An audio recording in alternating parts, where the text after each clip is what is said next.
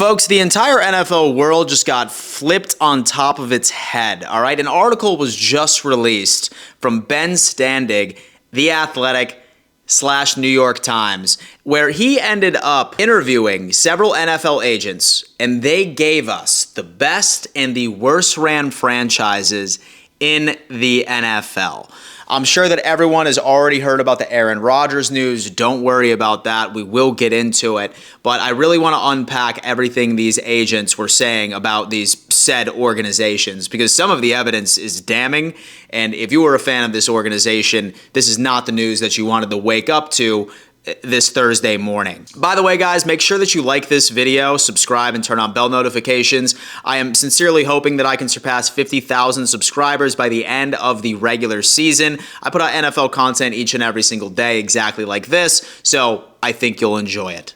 So, folks, during this article, Ben was just asking, it looks like about 31 different NFL agents while he was putting this all together, and here are the ranked most unstable franchises.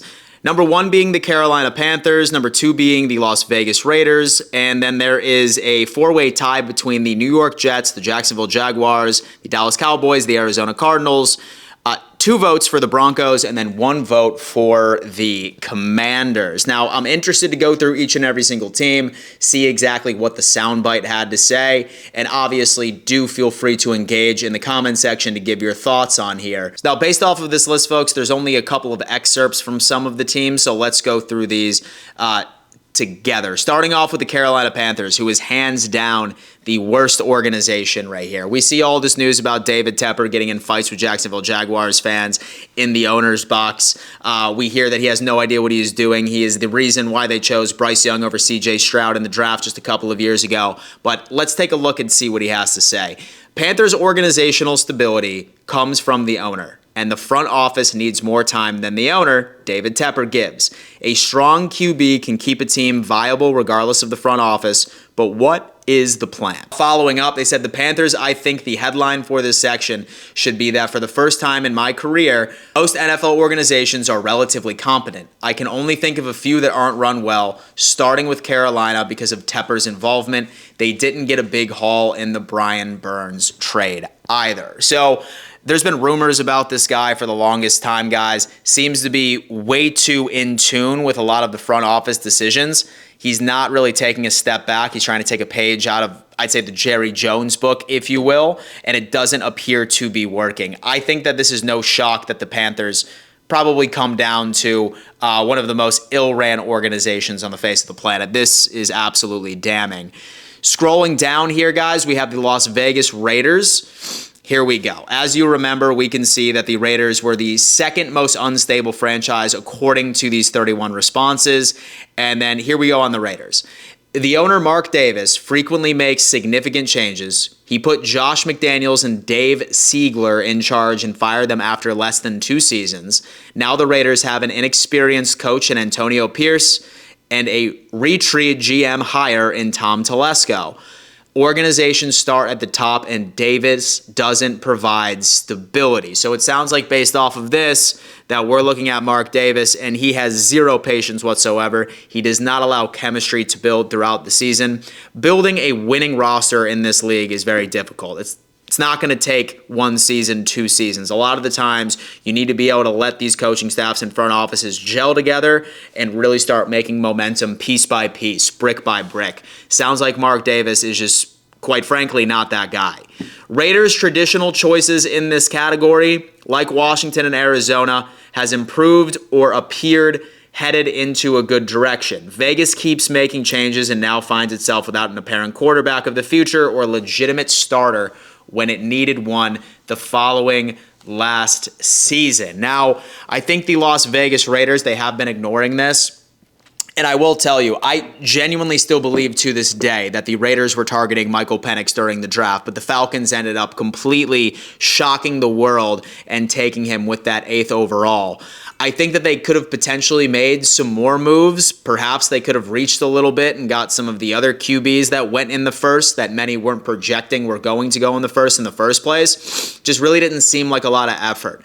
I like what they did with their defense, but it seems like their priorities as an organization is completely all over the place. And it all starts with Mark Davis, to be completely honest with you.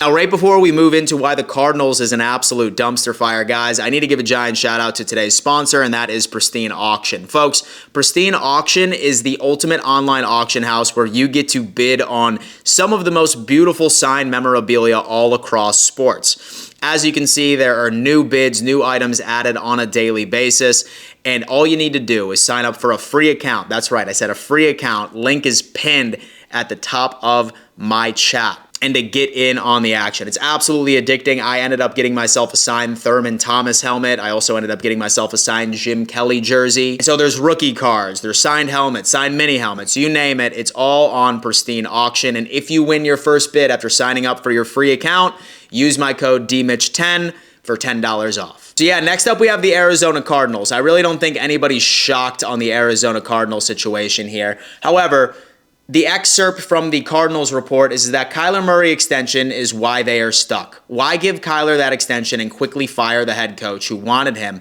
and the GM who drafted him? You can't fire the quarterback. I'll tell you what. I think Kyler has a lot to prove this year in 2024. I sincerely do. I honestly think that this was a way just to be absolutely desperate of making sure that it worked. Because after only giving Josh Rosen a single season and then drafting Kyler Murray, it didn't make sense. You sign him to an extension, he ends up getting hurt, and then now you end up firing the head coach and the GM in there. I don't think they want Kyler Murray. In my opinion, I think that they're actually already starting to look at the next draft class coming up or potential free agents that are due next season.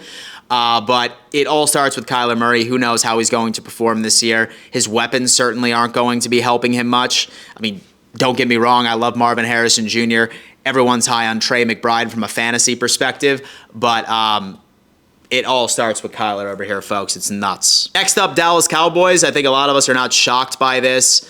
Finally, CeeDee Lamb ends up getting paid, but we saw that Twitter or X exchange between him and Jerry Jones just a couple of weeks ago. Let's see what they have to say. I don't think they want to win above all. Jerry Jones wants to turn profits and make headlines. I think the game has passed him by. It sounds like Jerry Jones, and I mean, this is not a complete out of left field sort of take, right?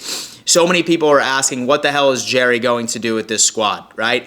You signed CeeDee Lamb, but now you have Dak Prescott, who is eating up so much of their current cap space. Micah Parsons is going to be due a new contract next year. Can they afford to get it all done? Even today, we heard Jerry Jones said that, yeah, the Dak Prescott conversations are exactly where they were a couple of weeks ago. I don't know what to believe when he speaks. He definitely likes to keep things close to the vest, but every single Cowboys fan I know has been saying the same thing about Jerry Jones for quite some time, so absolutely nuts. Now, next up, the New York Jets, man. I think everybody here is not shocked by this statement whatsoever, all right? The Jets, there is complete disarray over there. Look at how they've handled Aaron Rodgers. Has one player had more power than him? He skipped minicamp. They have been unable to convert him into a team player. The vibe inside the building is absolutely terrible. We've heard murmurs back when he was in Green Bay about him being an issue. This is the first year where he's been like a full participant in OTAs just about each and every single practice in quite some time, right? But then obviously missing out on minicamp, some Jets fans are going to say that he already had it pre-planned. Yes, it was inexcused, but you could tell that this entire storyline from the beginning was meant to be swept under the rug. I'm really curious to see how the Jets are moving forward. I think the only reason that they still currently have their damn offensive coordinator is because of Aaron Rodgers. Rodgers demanded that all of his old geriatric wide receivers from Green Bay were to come on over from the year before, right on the team last year prior to losing out after only 4 plays. This is concerning. Say that I'm a Jets fan, I am absolutely punching air right now. And then last but not least, the Denver Broncos, okay? Obviously, before I end up showing this, guys, a lot of animosity with the Russell Wilson handling, cutting him, but let's see what these scouts had to say. Their dysfunction between the GM and the coach over who is calling the shots. Somehow Sean Payton has wrestled control from George Patton. Now, I necessarily don't even think that this is a bad situation. Sean Payton, if you truly want to bring back this Denver Broncos offense and team back into the spotlight, you need to let Sean Payton end up building the system that truly works for him. He's an offensive-minded head coach. He wants to be able to make as many possible moves as he can to build that offensive system. It all started with Bo Nix. Sure, there's some dysfunction here and there, but at the end of the day, I think Sean Payton has a pretty good understanding of building an offense that works. Absolutely nuts. Folks, well, there you have it. Those are the most dysfunctional NFL organizations according to several NFL agents. Please sound off in the comments. Let me know your thoughts. Like I said, smash that like button. Subscribe to the channel for more daily NFL content. 50,000 subs. Want to get there before the end of the season. Thank you again. And as always, I will see you tomorrow.